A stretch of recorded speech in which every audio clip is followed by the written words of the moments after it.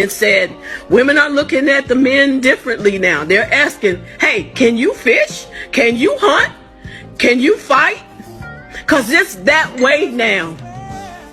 And my son said to me when I was talking to him about it, he said, you know, the bad thing about it is these young boys with who have been feminized don't even see that this was a plan. Because I told him when I was growing up, if this happened when I was 10, 12, 13 years old, I wouldn't be as worried, because every man in my neighborhood had a fucking rifle. Everyone. That's when this system was afraid of us, because they knew we weren't going to be the only ones to die if you came down our street in a tank. We have been weakened, people. We have been denatured. Because if we want fish, we got to go to them to get it.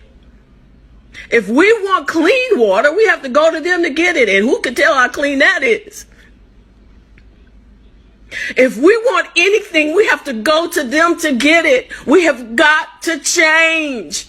We have got to change. And I know that you guys get upset with me when I talk to you about this, but this is on us. This is our land. The ADOS people don't want to accept that this is our land, but those of us who know that we are Aboriginal and that we are Indian, we better come together. It's not about how much money we can get for what we talk about. It's not about Cashapp. Because Cashapp ain't going to save us. We going to have to save us. I never thought that I would be the type of person to bear my feelings the way I'm doing it right now. I never thought I would.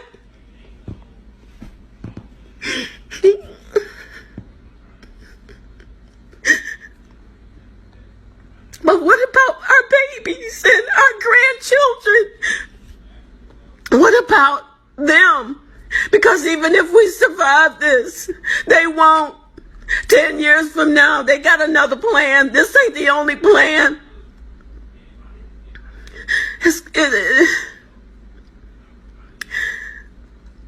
I guess I'm really saying more than I plan to say, and I apologize for that. But we better take our lives into our own hands. We better start now. Even if it means just going to your neighbor next door. I told my son, I said, if this happened when I was young, I wouldn't be worried about it. Because if I got hungry, I didn't have to go to the store. I sat on my auntie's roof and ate cherries. And when we got tired of that, we ate berries. And when we got tired of that, we ate whatever they picked out of the yard. Or the bread that they made. We grew up on beans. We grew up on good food until they told us we were poor.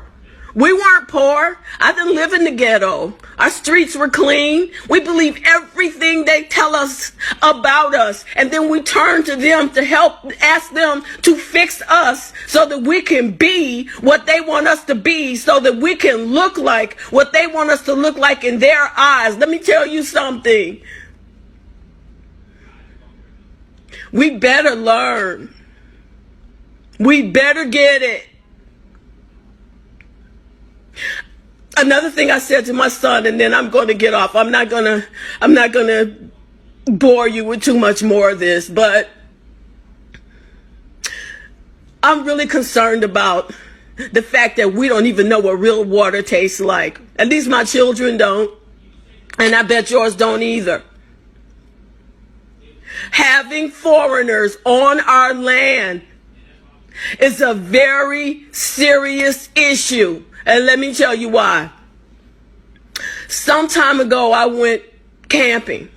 And I was telling this white lady, I said, you know, I will never forget this time when there was water running down from the rocks. We went to that little stream, cupped our hands, and we drank the water. And she said to me, it didn't make you sick? No, it didn't. And it wasn't supposed to. You know why? Because my DNA is from this land. This landmass. So when I go to another country and I'm dealing with the DNA of that landmass, The water will make me sick. You got to understand that your DNA is in this land. You're a copper, so is this land.